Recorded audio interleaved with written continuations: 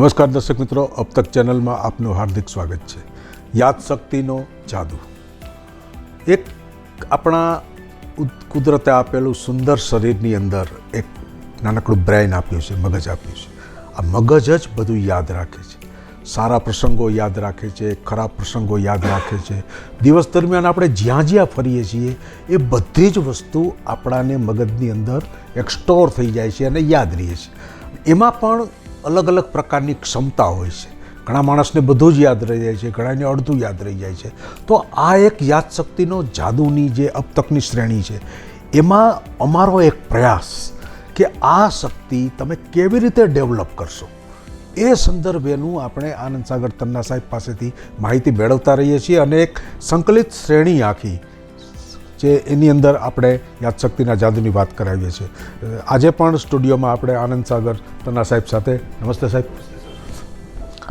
જે સર આપણે છેલ્લા ઘણા સમયથી આ સતત હપ્તાઓ કરતા રહીએ છીએ અને યાદશક્તિ વિશે વાત કરીએ તો માઇન્ડની અંદર દર્શકોના પણ ફોન આવે છે કે આ રીતની વાત કરો, આ રીતની વાત કરો. તો એક કોમન પ્રશ્ન મને બધાનો એક મા બાપ તરફથી મળ્યો. એમાં એવી વાત કરવામાં આવી હતી કે અબ તકની આ શ્રેણી છે એમાંથી અમને ઘણું જાણવાનું મળ્યું. સરે અમને બહુ ડીપલી સમજાવ્યું, તો અબ તકનો પણ અમે આભાર માનીએ છીએ. તો દર્શક મિત્રો, તમારો ખાસ આભાર કે તમે આવી નાની નાની વાતો જોવો છો અને બીજાને કહો છો. તો એક ઈચ વન ટીચ વનની જે આખી એક થિયરી છે એ ખરેખર બહુ લાભદાયક હોય છે અને અબ તકનો આ જ પ્રયાસ રહ્યો છે. તો સર, મારે એ પૂછવું છે કે બાળક સવારની શિફ્ટ કે બપોરની શિફ્ટ 4.5-5 કલાક રિસેસને બાદ કરતાં ભણે છે, છતાં પણ ઘણા વાલીઓ એમ કહે છે કે અમારું બાળક એમ કહે છે કે મારે ટ્યુશનમાં જવું છે. તો આ વિશે થોડોક, કારણ કે યાદશક્તિને કનેક્ટેડ જ છે, બાળકને પોતાને એવું લાગે છે કે મને યાદ નથી રહેતું. તો ખરેખર આમાં શું હોય છે અને મા બાપને સલાહ આપો, બાળકને સલાહ આપો, અને આખી જે એક ટેકનિક થઈ ગઈ છે અત્યારે, તો એ વિશે થોડીક માહિતી આપશો? જી બિલકુલ. આ વાતમાં હું એમ કહીશ કે સકારાત્મક અભિગમ રાખીને સાંભળવું અને રબડવાળી ટોપીની જેમ ટોપી પહેરી લેવી જેને ફિટ થતી હોય એમ. હું કોચિંગ પ્રથાની અને ટ્યુશન પ્રથાની વિરોધમાં છું. હું એવું માનું છું કે તમે મારી હોટલમાં જમવા આવો અને મારી હોટલમાંથી બહાર નીકળ્યા પછી બહાર બીજે તમે ફરી કોઈ હોટલમાં જમવા જાઓ, એનો મતલબ જ એ થયો કે મેં તમને બરાબર જમાડ્યા નથી.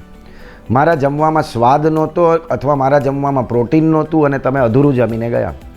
જ્યારે સ્કૂલનો શિક્ષક પોતાના વિષયનું ભણાવવામાં ઊણો ઉતરે, અધૂરો ઉતરે અને લાપરવાહ ઉતરે, ત્યારે જ કંઈક વસ્તુ બાકી રહી જવાને કારણે એ બાળકે કોચિંગમાં જવું પડે. બરાબર છે? એટલે હું સૌથી પહેલાં એમ કહું કે આ કોચિંગ આખી ઇન્ડસ્ટ્રી જ એટલે ચાલે છે કેમ કે સ્કૂલના જે શિક્ષકો જેની પહેલી જવાબદારી બને છે, અને એ લોકો લાખ રૂપિયા ફી લે જ છે, 50,000 25,000 ફી લે જ છે, છતાં પણ જો ત્યાંથી અધૂરપ રહી જવાને કારણે તે અધૂરપ પૂરી કરવાનું નામ છે ટ્યુશન. 1 મિનિટ માટે સાહેબ આપણે કલ્પના કરી લઈએ કે આ જેટલા કોચિંગ્સ છે આપણા શહેરમાં, એ કાલે એમ કહી દઈએ કે આવતા વર્ષ માટે અમારી હડતાલ. તો સાહેબ આ સ્કૂલ જેટલું ક્વોલિટી એજ્યુકેશન કહે છે એ ખરેખર અરીસો સામે ન આવી જાય? ખરેખર રિઝલ્ટ ખબર ન પડી જાય કે આ કોચિંગ વગર આ સ્કૂલની એકચ્યુઅલી સ્ટેટસ શું છે?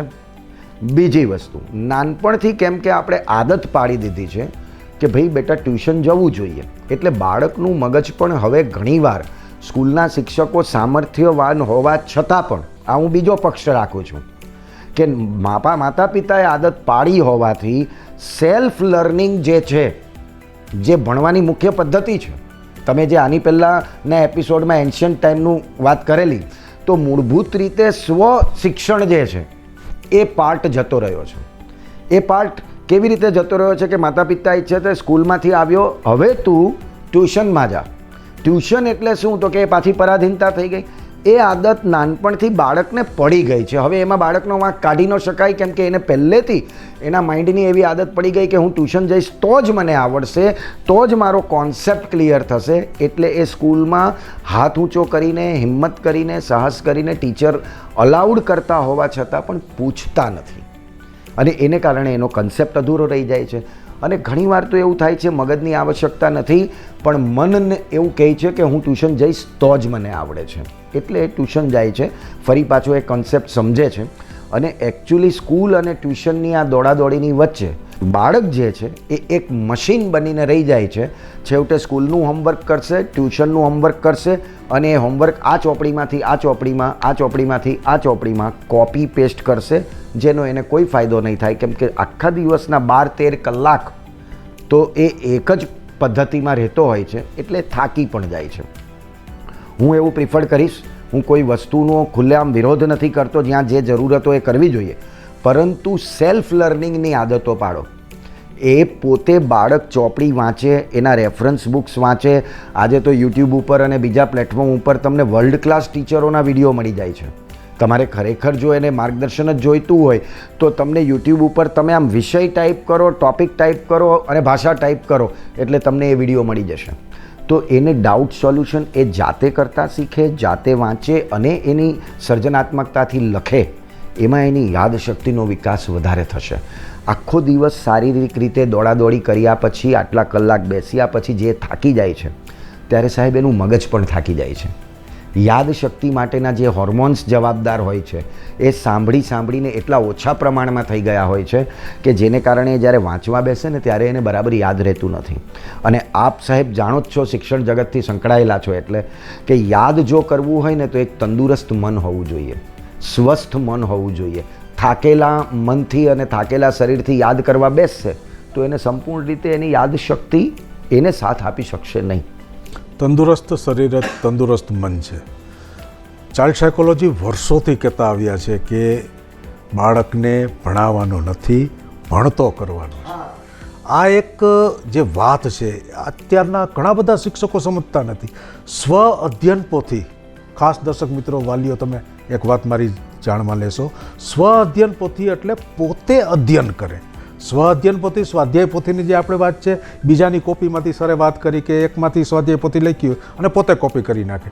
તો આવી રીતની જે કાંઈ પદ્ધતિ છે એ ખરેખર નિરર્થક છે અને તમારા બાળકના ડેવલપમેન્ટમાં ટીચરની સાથે સાથે પરિવારનું સંપૂર્ણ સપોર્ટ છે એ ખૂબ જ જરૂરી છે. કારણ કે નાનપણથી બાળકને યાદ રહેવાની પ્રથા જે ચાલુ થાય છે એ તમારા આસપાસના વાતાવરણમાંથી થાય છે. તો ત્યાંથી શરૂ કરી અને 12મા ધોરણનો આપણે પ્રથમ ટાર્ગેટ લઈએ, એ 18 વર્ષના ગાળાની અંદર જ એનું ડેવલપમેન્ટની અંદર સમાજના દરેક પાસાનું થોડું થોડું કામ હોય છે. તો સર, એક કોમન એક પ્રશ્ન થાય કે આ સંદર્ભેની જે આખી એક યાત્રા છે 18 વર્ષની, 6 વર્ષ સુધી બાળક સાંભળે, બોલે, શીખે, જોવે, ધીમે ધીમે ત્યાંથી એ પ્રારંભિક તબક્કાથી શરૂ કરી 6ઠ્ઠા ધોરણમાં પહેલામાં આવે અને 12મા ધોરણમાં એ 18 વર્ષે આવે. તો આ જે 18 વર્ષના ગાળામાં એક વિદ્યાર્થી તરીકે, હવે આપણે દર્શક મિત્રો ખાસ વિદ્યાર્થી હોય, જે મા બાપ છે એ આ વિદ્યાર્થીને વાત કરે. એક વિદ્યાર્થીએ પોતે, આજે આપણે સ્વ અધ્યયનની તમે વાત કરી હતી, તો એને તમે સરળ શૈલીમાં કહેવું હોય તો કેટલા મહત્ત્વના એને તમે એને પોઈન્ટ આપી શકો વાંચવા માટે? જો નાનપણથી જ્યારે પ્રી સ્કૂલિંગ પીરિયડ હોય ને, અત્યારે તો ગુજરાત સરકારે બહુ સરસ કાયદો લાવી જ દીધો કે ભાઈ 7 વર્ષે જ એને પહેલા ધોરણમાં મૂકવાનો. ઇન્ટરનેશનલ લેવલ ઉપર આ જ પદ્ધતિ ચાલે છે. 7 વર્ષનો થાય ત્યારે જ એને પહેલા ધોરણમાં મૂકવાનો હોય. બહુ ઉતાવળ હોય તો 6 વર્ષે મુકાય, એથી પહેલાં ન જ મુકાય. પણ હવે શું છે, સ્કૂલ અને ઇન્સ્ટિટ્યુશન્સની ખોટી બ્રાન્ડિંગ્સને કારણે પેરેન્ટ્સને એક એવો તર્ક બેસી ગયો કે મારો બાળક તો 2 વર્ષનો થાય એટલે પ્રી સ્કૂલમાં જતો રહેવો જોઈએ, બરાબર? અને એ એટલું બધું બર્ડનસમ આપી દે છે. પ્રી સ્કૂલમાં, દરેક પ્રી સ્કૂલમાં A ફોર એપલ અને B ફોર બોલ જ શીખવાડવાના છે, એથી વિશેષ નહીં. પણ તમે એવી પ્રી સ્કૂલ પસંદ કરો કે જે એક્ટિવિટી બેઝ લર્નિંગ કરાવે. જરૂરી એ નથી કે A to Z A 26 letter શીખી જાય. એ 26 લેટર 5 વર્ષ પછી શીખશે તો એ કંઈ ફરક નથી પડી જવાનો. અને તમે જે ઉતાવળ કરી રહ્યા છો ને એને ભણાવવાની, એની પાછળનો 70% મા બાપનો હેતુ એ છે, ખાસ કરીને માતાઓનો, કે એને લપ છોડાવવી છે. એ સાચવી નથી શકતા. માતા તરીકે એની એટલી એબિલિટી નથી કે આખો દિવસ એના બાળક સાથે એને ટ્રીટ કરી શકે. એટલે મોટા ભાગના તો એટલે જ મૂકી દઈએ છે. વાત કડવી છે પણ સત્ય પણ છે. એને એક્ટિવિટી બેઝ પહેલેથી લર્નિંગ કરાવો. એટલે કે એ જે પણ વસ્તુ કરે છે એને ફીલ કરાવો, ટચ કરાવો, એની પાસે એ પ્રોજેક્ટ આખો અસાઇનમેન્ટની જેમ કરાવડાવો. એટલે ડુઈંગ એન્ડ લર્નિંગ.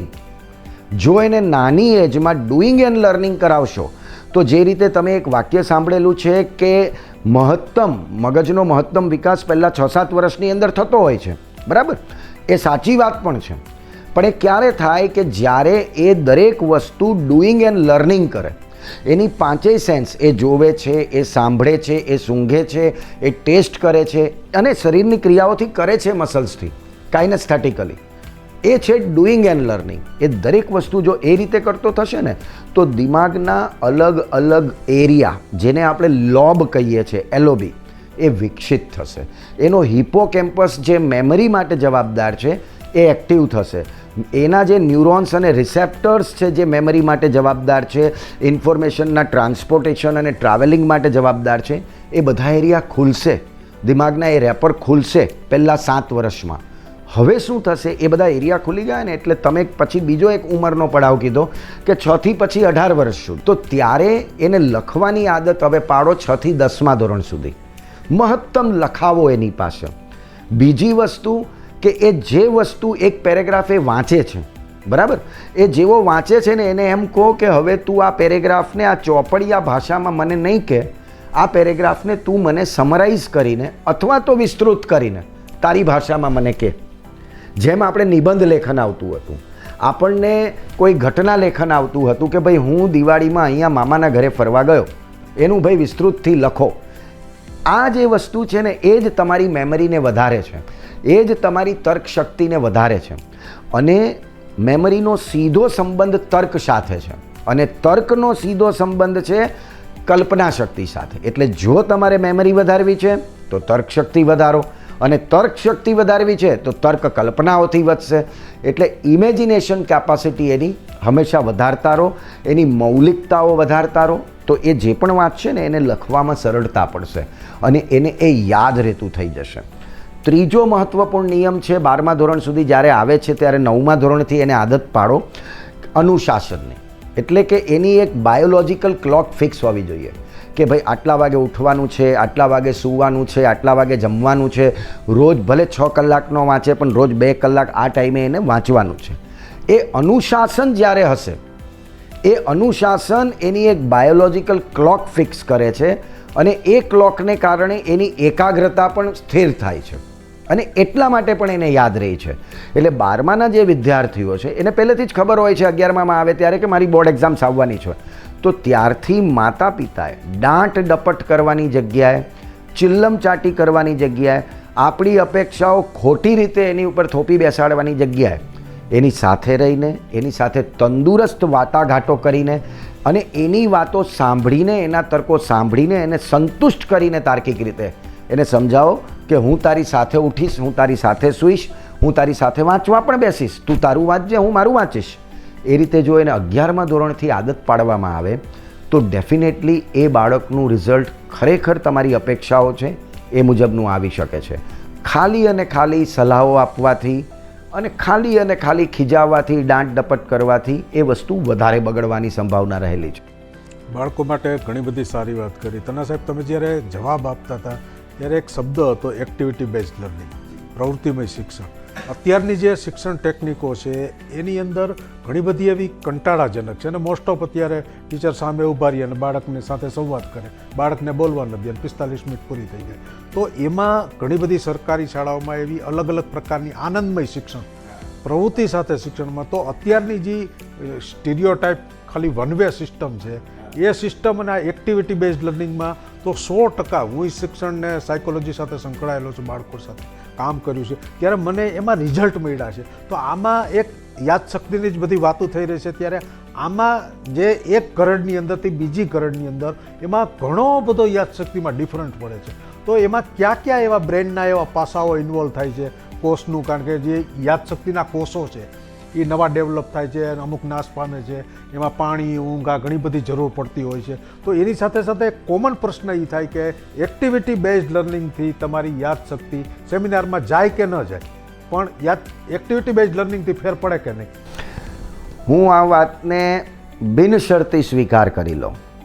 એટલે કોઈ પણ જાતની દલીલ વગર, અને હું નહીં સ્વીકાર કરું તો વિજ્ઞાન તો સ્વીકાર કરે જ છે. તમે ગૂગલ કરી લો કે કોઈ પણ કન્ટ્રીના હ્યુમન માઇન્ડનું લર્નિંગ પ્રોસેસનું રિસર્ચ પેપર વાંચી લો, કેસ સ્ટડી. હું 23 વર્ષથી મારો વિષય છે એટલે હ્યુમન માઇન્ડ અને લર્નિંગ પ્રોસેસ વિશે બધા કેસ સ્ટડી વાંચતો હોઉં છું. મેમરી મૂળભૂત રીતે, સાહેબ તમે કીધું ને એ રીતે પ્રવૃત્તિ સાથે જ્ઞાન જો આપવામાં આવે તો અને માત્ર તો જ યાદ રહે. તમે બીજો મુદ્દો કીધો કે સ્ટીરિયોટાઇપ શિક્ષક એક બોલી જાય છે, બરાબર છે. તો ભાઈ બીએડમાં તો બધું લખેલું જ છે, જ્યારે શિક્ષક બનતો હોય છે ત્યારે કોર્સમાં કે તમારે આટલી પ્રવૃત્તિઓ કરાવવાની, એને બધું ખબર તો હોય જ છે. પણ આજકાલ તો ખેર કોલેજોની અંદર પણ રેડીમેડ ડિગ્રી આપી દેવામાં આવે છે. એટલે એવા શિક્ષકો જ્યારે જાય જેને રુચિ નથી શિક્ષક બનવાની, લક્ષ્ય નથી, ઘણા લોકો એવા શિક્ષક બની જાય છે કે જેને જીવનમાં બીજે ક્યાંય તક ન મળી એટલે અહીંયા આવીને નોકરી કરે છે. એ લોકો ટીચર નથી સાહેબ. એટલે હું એને શિક્ષકની મહાન શ્રેણીમાં મૂકીશ જ નહીં જે ખાલી સ્ટીરિયોટાઇપ લેક્ચર આપીને બોલીને જતા રહે છે. કારણ કે હું એને શિક્ષક કહું છું કે જે તમે પદ્ધતિ કીધી પ્રવૃત્તિ સાથે જ્ઞાન, પ્રજ્ઞા કન્સેપ્ટ આવ્યો હતો બહુ પહેલાં, પ્રવૃત્તિ સાથે જ્ઞાન, એ પ્રક્રિયાથી ભણાવે ને સાહેબ, તો જ લર્ન વિથ ફન થાય અને તો જ ડુઈંગ એન્ડ લર્નિંગ થાય. અને આ જે ખાલી બોલી જાય છે એ બધા રીડર અને ટ્રાન્સલેટર છે સાહેબ. એને પોતાના જ વિષયમાં વધારાનું એક પણ જ્ઞાન મેળવવું નથી. એટલે જેટલું ઓછામાં પતતું હોય ને એ પતાવીને પીરિયડ પૂરો કરવાની ભાવના હોય ત્યાં પછી સાહેબ સાંભળીને કેવી રીતે યાદ રહે? એ દિમાગના મૂળભૂત લર્નિંગ પેટર્નની વિરોધ જ છે. પરંતુ આ જ શિક્ષણમાં તમે કીધું એવા જો પરિવર્તન લાવવામાં આવે ને સાહેબ, તો ખરેખર સાહેબ આમૂલ પરિવર્તન આવે. અને હું તમને એમ કહું કે જો આ રીતે શિક્ષકો ભણાવતા થાય ને તો કોચિંગ ક્લાસની તો જરૂર નથી. પણ હું સામેથી કહું છું કેમેરાની સામે, તો મારો જે યાદશક્તિનો ક્લાસ છે ને સાહેબ, એ બંધ થઈ જાય ને એની જરૂર જ ના પડે. આ હું તમને બહુ હકીકત કહું છું. અમારા ક્લાસીસ લાખો રૂપિયામાં ચાલતા હોય છે, અમે બહુ મોટી ફીસ પણ ચાર્જ કરતા હોય ઘણીવાર મોટા શહેરોમાં, પરંતુ સાહેબ એ બંધ જ થઈ જાય. કેમ કે ત્યાં પ્રવૃત્તિ સાથે જ્ઞાન, activity base learning, doing and learning, project base learning, assignment base learning કરવામાં આવે, એક્ઝામ્પલ્સ અલગ અલગ આપવામાં આવે, ઉદાહરણ સાથે સમજાવવામાં આવે ને તો વિદ્યાર્થી કનેક્ટ થઈ જાય. જ્યારે ઇમોશનલી કનેક્ટ થઈ જાય ને તો અમે મેડિકલ લેંગ્વેજમાં એવું બોલીએ કે એનો હેપી હોર્મોન જે છે ડોપામાઇન, એનું એસ્ટ્રોજન લેવલ, એનું પ્રોજેસ્ટેરોન લેવલ એ બેલેન્સ થઈ જાય. અને ઘટેલું હોય ને તો એક બેલેન્સ લેવલ ઉપર આવી જાય. એનું સિરોટોનિન, એનું એસિટોકોલિન એ બધું જ ખૂબ સરસ લેવલ ઉપર આવી અને એના બધા જ ન્યુરોન્સના જંક્શન એકબીજા સાથે કનેક્ટિવિટી બનાવે અને 100% એને યાદ રહી જાય. એક્ટિવિટી કરાવવામાં આવે તો એક્ટિવિટી બેઝડ લર્નિંગ ખૂબ જ જરૂરી છે. અને પરિવારની અંદર મેં પણ ઘણી જગ્યાએ જોયું છે, તમે દર્શક મિત્રો જોયું છે કે મમ્મી પપ્પા, કાકા કાકી, દાદા દાદી બધા સાથે બેઠા હોય, રમતા હોય, અંતકડી રમતા હોય, તો ત્યારના જે વર્ષ 1.5 વર્ષ પછી પણ એ નાના બાળકને યાદ હોય છે કે છેલ્લે આપણે રમ્યા હતા ત્યારે દાદી તમે આ ગીત ગાયું તો આ ગાયું. તો ક્યાંક ને ક્યાંક એક્ટિવિટી પ્રવૃત્તિ સાથેનું શિક્ષણ છે એ ખૂબ જ જરૂરી છે. અને આ યાદશક્તિની સાથે સાથે શરીરની તમામ એક્ટિવિટી, શરીરના તમામ અંગો ક્યાંક ને ક્યાંક જોડાયેલા છે. આપણે પેરેન્ટિંગની વાત કરીએ, બાળકના સર્વાંગી વિકાસની વાત કરીએ, અર્લી ચાઇલ્ડ એજ્યુકેશન સિસ્ટમની વાત કરીએ કે બાળકના જે વિકાસના તબક્કા છે એની વાત કરીએ, ક્યાંક ને ક્યાંક યાદ છે એ સૌથી અગત્યની વસ્તુ છે. અને એ યાદ રાખે છે એક અને માત્ર એક જ મગજ. તો મગજનું ડેવલપમેન્ટ ઘણા બધા પાસાઓથી તમે કરી શકો. અબ તકના આ હપ્તાની અંદર તમે ઘણી વખત જોયું છે. હવે સૌથી સાહેબ એક મહત્ત્વનો પ્રશ્ન એ આવે છે, યાદની સાથે જોડાયેલું, શરીરને જેની જરૂર છે એવી વસ્તુ સાથે જોડાયેલા 2 શબ્દો છે, એક તો ઊંઘ અને પાણી. બરાબર, આ 2 વસ્તુ સીધા ચેતાતંત્રની સાથે જોડાયેલા છે. શરીરને પાણીની જરૂર હોય છે દર્શક મિત્રો, 8-10 ગ્લાસ નિયમિત પીવું ને પીવું જ.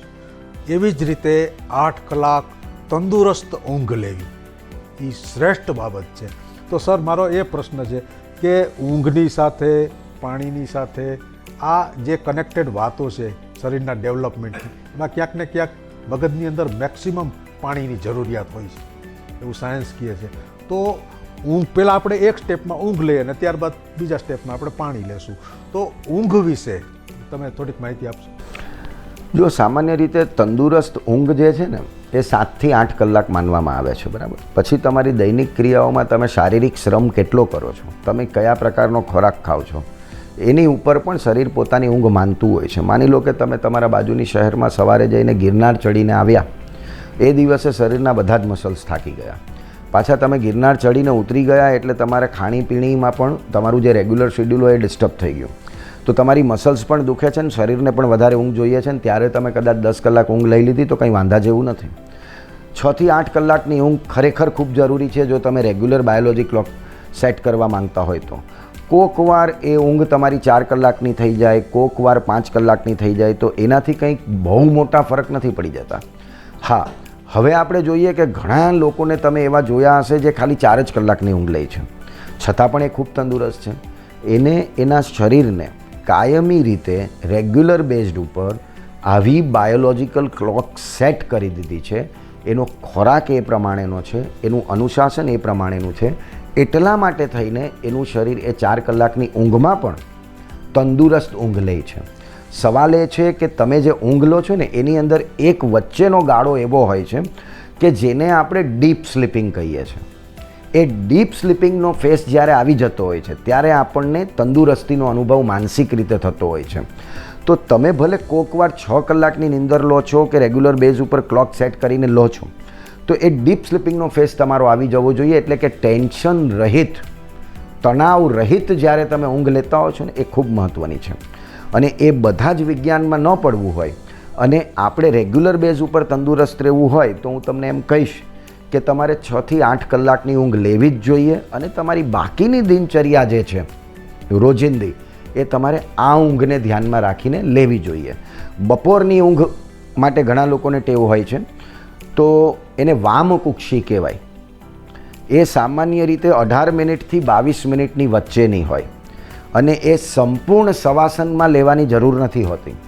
એટલે કે તમે અત્યારે આપણે સોફા ઉપર બેઠા છે ને પગ લાંબા કરીને ખાલી 18થી 22 મિનિટની શારીરિક નિંદ્રા લઈએ, જેને આપણે કહેવાય ઝબકી લેવી, ઝોલું લઈ લેવું, નેપ, બરાબર? એ તમે લેશો ને તો એ પણ તમારી તંદુરસ્તીમાં ફાયદો જ કરશે. જો તમને બપોરે 12, 12:30 પછી 2 વાગ્યાની આજુબાજુ હેવી જમવાની આદત હોય, વધારે તેલવાળું જમવાની આદત હોય, તો સામાન્ય રીતે એવા સંજોગોમાં ડાયજેશન પ્રક્રિયા જ્યારે 45 મિનિટ સુધી અંદર ચાલતી હોય છે ને, ત્યારે આપણું બોડી એવું કહેતું હોય કે એકાદ ઝબકી લઈ લઈએ, તો લઈ લેવાની એ ઝબકી. એ બહુ તંદુરસ્તી માટે લાભદાયક પણ છે.